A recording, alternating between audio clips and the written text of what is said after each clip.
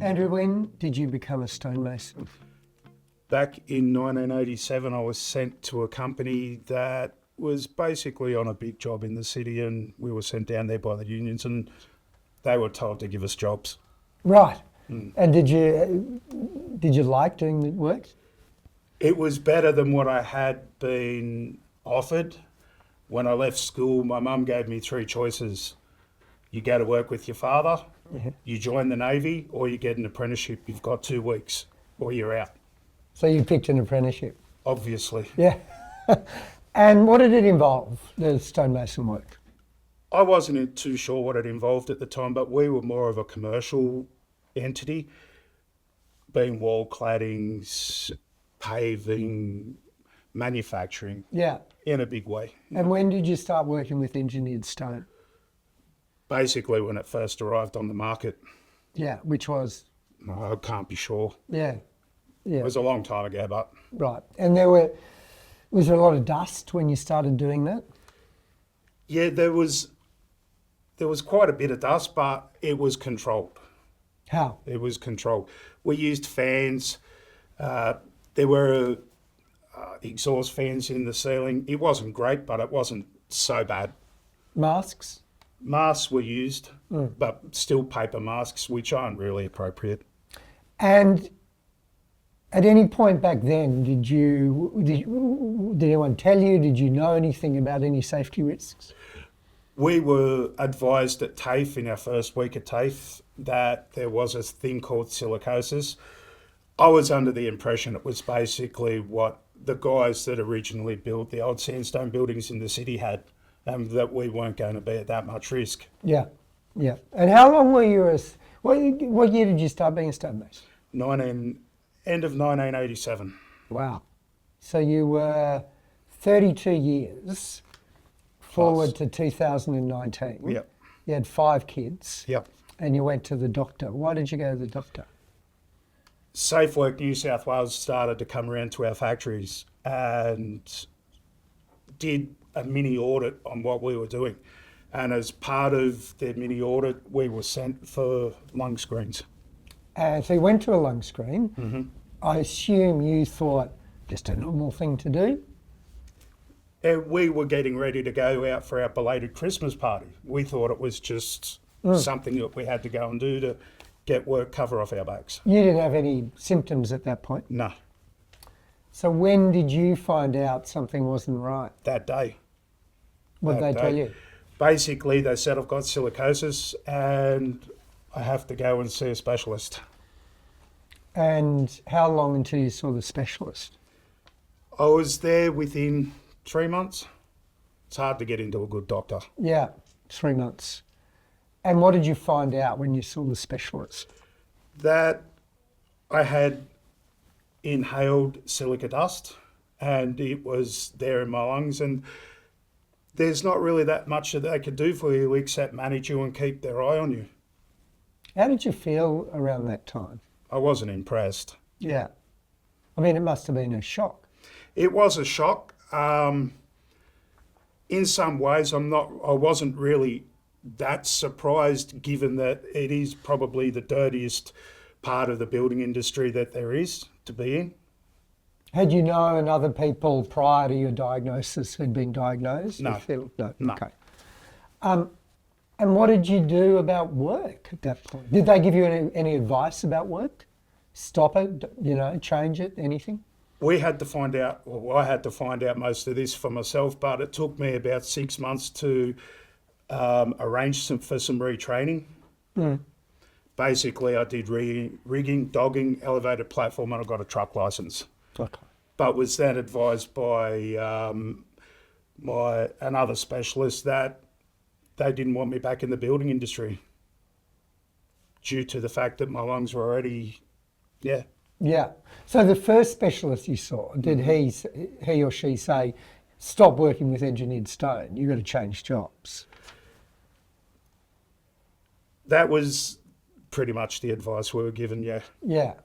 Yeah. And you'd been doing it for 32 years and it was what you knew. Did it take you long to accept that, that job was something you couldn't do anymore? I was upset. In the beginning, I was upset, but then after thinking about it, 32 years as being a stonemason is sort of enough. It's a dirty, dusty job. Yeah. And to be honest, was glad for the change. Okay. And how was your contact with your workplace after your diagnosis? Not good. I was ostracised, pushed to one side. Basically, I was treated like I was an obligation and somebody they really didn't want around anymore. How long did you stay at your workplace after your Approximately 6 months. Oh, that's quite a while. Yeah. Yeah. That's how long it took me to get my retraining organised. And that was it sounds like not a nice period. No, it wasn't. It wasn't very nice at all. You're ostracised as a worker. You're looked at as if you're a liability. And honestly, it's not a nice feeling to have walking through a workshop door every morning and having people move away from you. Why do you think that happened? Basically because people got scared of the legal ramifications. Yeah. Did you know much about the legal situation? Did you see a lawyer around that period? I saw a solicitor just after I got diagnosed and basically just filled out some forms. She gave me one of the best pieces of advice I'd ever had. Go and see Associate Professor Deborah Yates. And why was that such good advice? Because she's, as far as I'm concerned, she's one of the best doctors in the country. Yeah.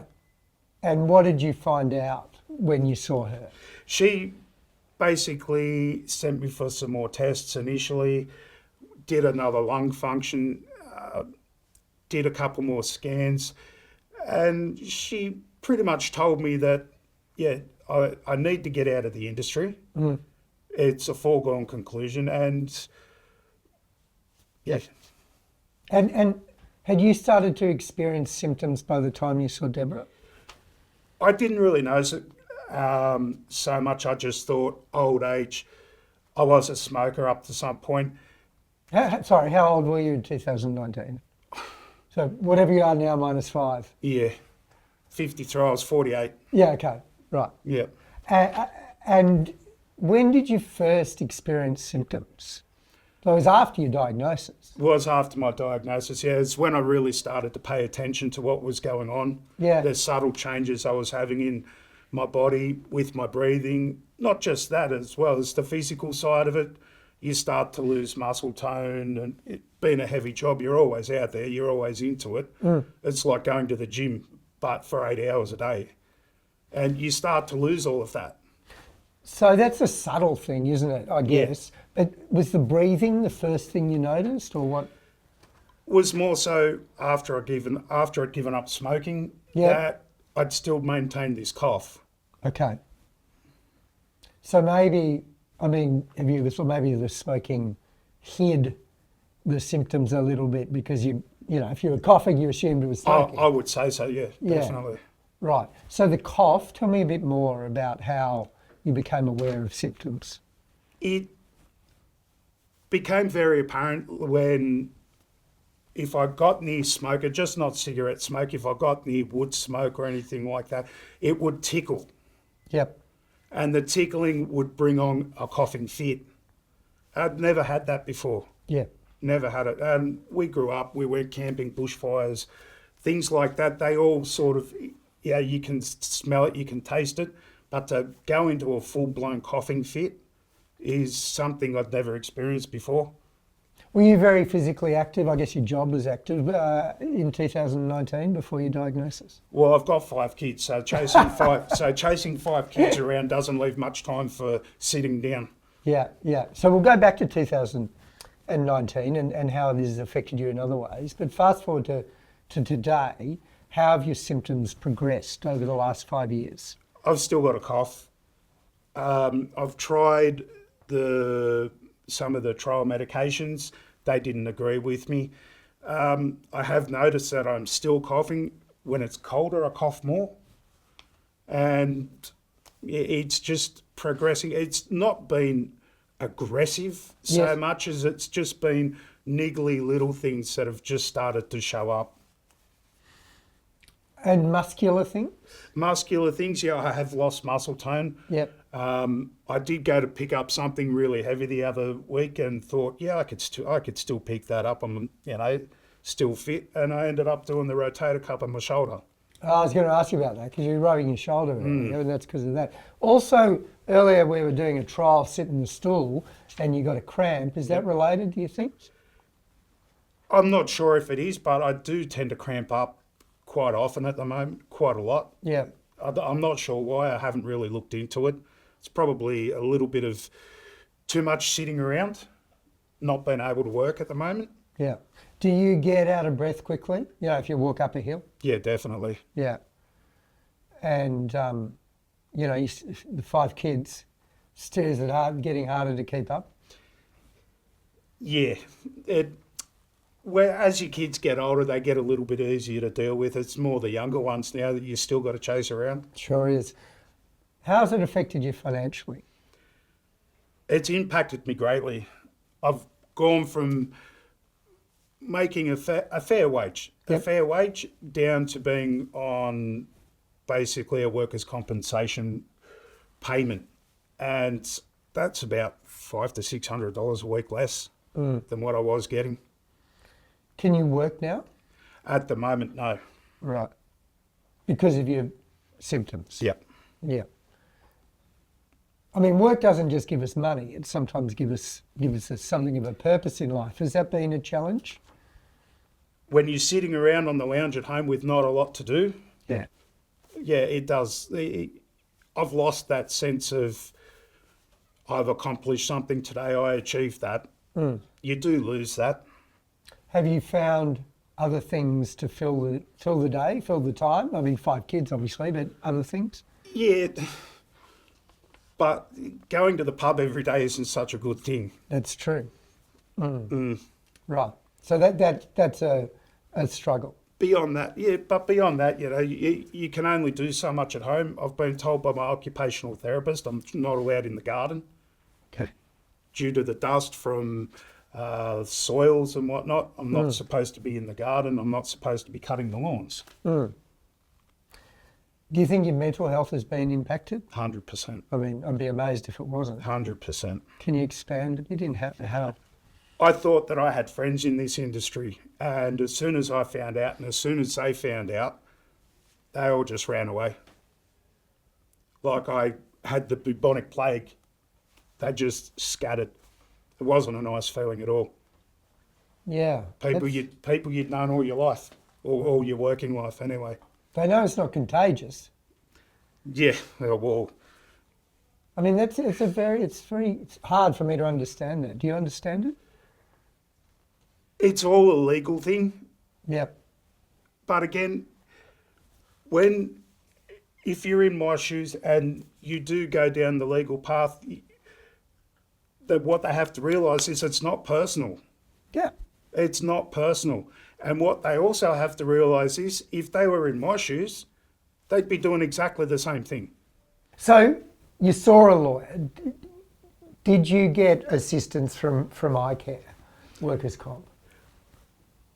In what way? Well, they gave you money, right? Yep. Yeah. So when did that start? As soon as my retraining started, iCare started to pay a wage. Okay. Yep. Did they give you other assistance? They offered some general assistance in the way of house cleaning, yard cleaning, but beyond that, no, there's not a lot there. Did you take any other legal proceedings with your solicitor? Don't want to go there. No, that's all right. That's totally fine. So it's been a tough 5 years. Where have you got support? I've got support through iCare. I also have received quite a fair bit of support from the Asbestos Diseases Foundation. They've been guiding me in the right direction as well, offering me some advice. What sort of advice? Is what we should be doing with our lifestyle, how we should be going about treating others the way we expect to be treated. What about personal support? I mean, given you said you've been ostracised. Personal support you only get from your family, Yeah. unfortunately. And again, if you've got a good doctor, they will give you, they'll pat you on the shoulder and tell you, don't panic. Yeah. So, what advice have you got for other people? I guess firstly about screening. Screening, it's a part of it. You have to go and get screened. Even if you don't think you should, it's best that you do. There's a lot to be learnt by it, obviously, and if they find out that you do have silicosis, then they can start offering you help. Yeah. They can get you out of the industry. They can manage your symptoms. The earlier you're diagnosed, the better. Of course. I mean, ideally, you're not going to be diagnosed, but if you are, get it early. Get it early, yeah, and do what's best for you, do what's best for your family, because at the end of the day, you have to look at your kids and think, wow, if I hadn't have been caught in time, I might not be around to see them grow up. I might not get to see grandkids. Sounds like the other advice would be, well, seeing Deborah Yates, but also getting to the right specialists. It's always good to get good doctors. You can't speak highly enough of them. They are hard to get into. There is a waiting period, unfortunately, but you just have to be patient and it will come around. Yeah. And any advice about kind of coming to terms with the fact that you've got this disease? Stay calm. Yeah. Stay calm. There are people out there that are willing to help and they will help you. Depending on the extent of your diagnosis, you might not need that much help. You can get retrained, you can get out of the industry, you can go and do other things. If you can't return to work, again, don't panic. There is help out there. Does it feel to you that there is a much greater understanding and acceptance of silicosis now than there was when you were diagnosed in 2019? It has moved forward, not as much as I'd like to see it move forward. There's still a lot of work that needs to be done. Can you be more specific? What particular work needs to be done? We need more information. We need to be able to get some fact sheets. Where there wasn't anything like that with us, we had to basically go through it ourselves and find out. You need to be informed straight up what's going to happen as in regards to your medical future, Yeah. your legal future, and what you're about to experience. Yeah. Any other advice just about, I guess, the whole emotional journey of it, from happy, content at work to suddenly got an illness, got to change career, might not be able to work, coming to terms with that? It must be a gradual process. Stay calm. Yeah. Hopefully now with this portal, there'll be a lot more information available to people that have just been diagnosed. There are people that you can call that will just have a chat with you. Who are they? Jenny from Adri, she's offered me a 24-hour phone line basically to talk to someone. You can always ring and talk to your doctor, or try to anyway if they're not too busy. Don't let your employers give you crap. Don't be put in that position where you're made to feel that you've just become an issue for them. You need to realise it's not your fault. This disease is not your fault. You've got it at work. You're supposed to be able to go to work and come home safely. That's all you can expect, is to come home safely. And if you come home covered in dust, then you know there's an issue. There always has been an issue. And it's about time, people come to grips with it instead of pushing it under the carpet.